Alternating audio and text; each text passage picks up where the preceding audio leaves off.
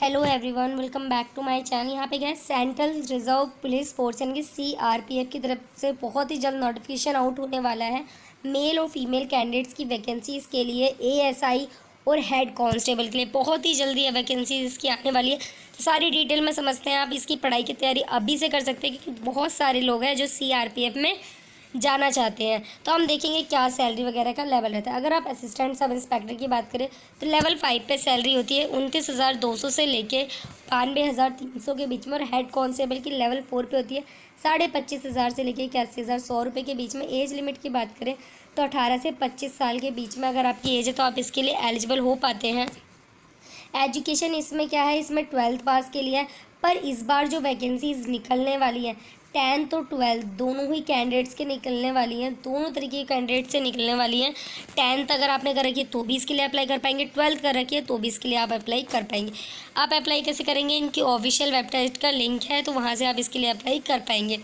और देख लेते हैं सैलरी का, मैंने आपको बता दिया। वैकेंसीज़ तो इस बार मतलब इसमें थोड़ी कम है, पर इस बार बहुत सारी वैकेंसीज़ निकलने वाले हैं क्योंकि जैसे आपको पता है एसएससी की वैकेंसीज़ निकल चुकी हैं, फिर यूपीएससी के लिए भी वो लोग लेते हैं। तो जब इन दोनों का सारा मतलब जितने कैंडिडेट्स आते हैं उनके बाद जितनी भी वैकेंसीज़ बचती हैं, जितने भी खाली पद बचते हैं वो सारे सीआरपीएफ में आने वाले हैं।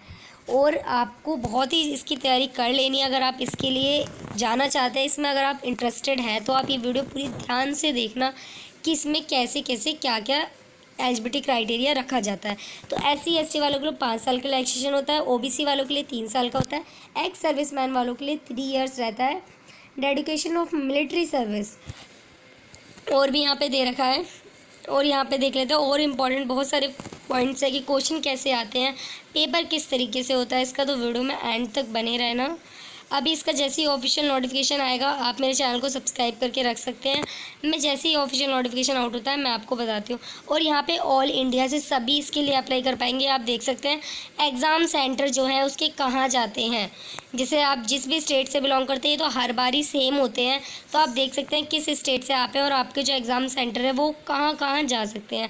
वैसे आपके एरिया में ही जाते हैं और इधर उधर नहीं जाते हैं। स्कीम जो है एग्ज़ाम की तो क्या रहेगी, examination will be consist of computer based test, skill test होता है, फिजिकल स्टैंडर्ड टेस्ट होता है, DV यानी कि डॉक्यूमेंट वेरिफिकेशन होता है, DME भी होता है। ऑल द स्टेजेस जब आप ये सारे स्टेज फॉलो कर लेते हैं तो कंप्यूटर बेस्ड टेस्ट में क्या होता है, तो इसमें क्या होता है आपसे 100 ऑब्जेक्टिव क्वेश्चन दिए जाते हैं, आपको मल्टीपल चॉइस जिसमें आपको 1.5 घंटे का टाइम दिया जाता है इसको करने के लिए। इसमें जो क्वेश्चन होते हैं वो कैसे होते हैं, इसमें जो क्वेश्चन होते हैं आपके हिंदी इंग्लिश में होते हैं लैंग्वेज में, फिर जनरल एप्टीट्यूड से होता है, जनरल इंटेलिजेंस से होता है, क्वांटिटिव एप्टीट्यूड से 25-25 क्वेश्चन होते हैं।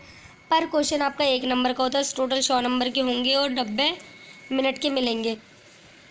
और सेक्शन BCD मतलब कि ये जो सेक्शन है इसमें क्या होती है आपकी लैंग्वेज बायलैंग्वेज होती है। और इसमें क्या होता है ऑब्जेक्ट, ये तो मैंने आपको बता दिया बिना फालतू में क्या फ़ायदा।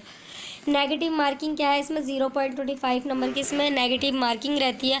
और जो आपकी CBT बेस्ड टेस्ट होता है इसका जो नोटिफिकेशन है CRPF वेबसाइट पे आ जाता है और आपने जो नंबर वहाँ पे देंगे उस पर या तो आपको मैसेज आ जाता है या फिर आपको email ID के थ्रू आपसे कांटेक्ट किया जाता है। और जो क्वेश्चन होते हैं वो आप जिस क्लास से बिलोंग करें, जिस क्लास के बेस पे आप भरें उस क्लास के हिसाब से आपका जो क्वेश्चन होता है उसे डिसाइड किया जाता है। स्किल टेस्ट में क्या होता है, स्किल टेस्ट में क्या रहता है आपका, स्किल टेस्ट में होता है आपका डिक्टेशन होता है 10 मिनट्स का जिसमें 80 वर्ड्स पर मिनट होता है, ट्रांसक्रिप्शन 50 मिनट्स मिलते हैं आपको इन इंग्लिश में, और 65 मिनट मिलते हैं हिंदी में, और कंप्यूटर के ऊपर करवाया जाता है ये वाला स्किल टेस्ट। और जो स्किल टेस्ट होता है on computer for head constable है, ये था आपका ASI के लिए।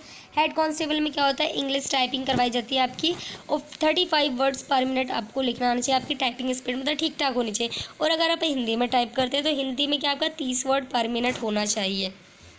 स्किल टेस्ट क्या है, डन किया जाता है कंप्यूटर्स के ऊपर ही इसका टेस्ट होता है क्योंकि उसी में आपको लिखवा के चेक किया जाता है कि मतलब किस हिसाब से आपकी स्पीड वगैरह है उसे चेक किया जाता है।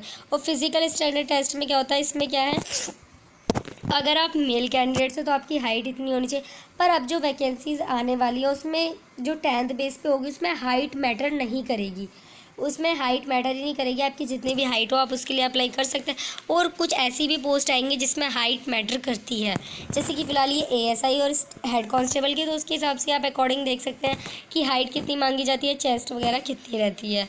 हिली एरियाज़ वालों के लिए कम हाइट रखी जाती है, उनके हिसाब से मेजरमेंट रहता है। डॉक्यूमेंट वेरिफिकेशन में आपके क्या क्या डॉक्यूमेंट्स चेक होते हैं, तो आप ये सारे डॉक्यूमेंट्स अपने तैयार कर लीजिएगा, क्योंकि बहुत ही जल्द इसकी बहुत सारी वैकेंसीज आने वाली है।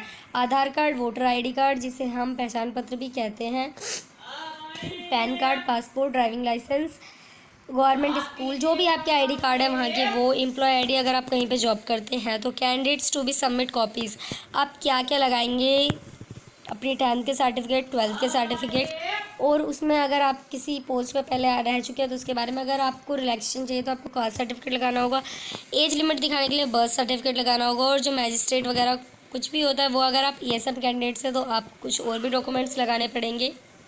यही इसमें डॉक्यूमेंट वेरिफिकेशन के टाइम पे देखा जाता है। और टैटू वगैरह के बारे में बता दें, ये मैंने टैटू के बारे में बात करते हैं तो यहाँ पे टैटू क्या है, टैटू अलाउड होता है पर कुछ लोकेशंस पे, जैसे कि tattoos marks on the traditional sides of the body lie in expect of 4 arm पे, मतलब इस तरीके जाए तो साइज जो है आपका ज़्यादा लॉन्ग नहीं होना चाहिए टैटू का, वरना आपको डिस्क्वालीफाई कर देता है।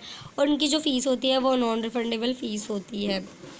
मोड ऑफ सिलेक्शन, तो मोड ऑफ सिलेक्शन क्या है आपका, the requirement process of will consist of CBT, स्किल टेस्ट, PST, MDV एंड DME, यही सब रहेगा आपका। बाद में आपका मेडिकल एग्जामिनेशन भी कराया जाता है, फिर आपको सेलेक्ट किया जाता है। क्वालिफाई मार्क्स आपको कितने लाने होंगे, UR कैटेगरीज जो CBT देंगे, फिर स्किल टेस्ट में जाएंगे तो 40%, अगर आप जनरल कैटेगरी से हो, EWS कैटेगरी से हैं तो 35% आपको लाने होंगे। तो अब कुछ ऐसा इंपॉर्टेंट लग नहीं रहा है तो आप मेरे चैनल को ना सब्सक्राइब करके रख सकते हैं। जैसे ही इसका नोटिफिकेशन आउट होता है इस चैनल पे आपको वीडियो मिल जाएगी कि यहाँ पे डेली गवर्नमेंट जॉब से रिलेटेड वीडियोस डलती हैं, थोड़ी थोड़ी प्राइवेट जॉब की भी डलती है और ज़्यादातर इसमें गवर्नमेंट जॉब की डलती है, यानी कि आपको दोनों तरीके की जॉब ही इस चैनल पर देखने को मिल जाती है। तो आई होप आपको वीडियो पसंद आई होगी। वीडियो पसंद आई होगी तो आप चैनल को सब्सक्राइब कर लीजिएगा। Thank you.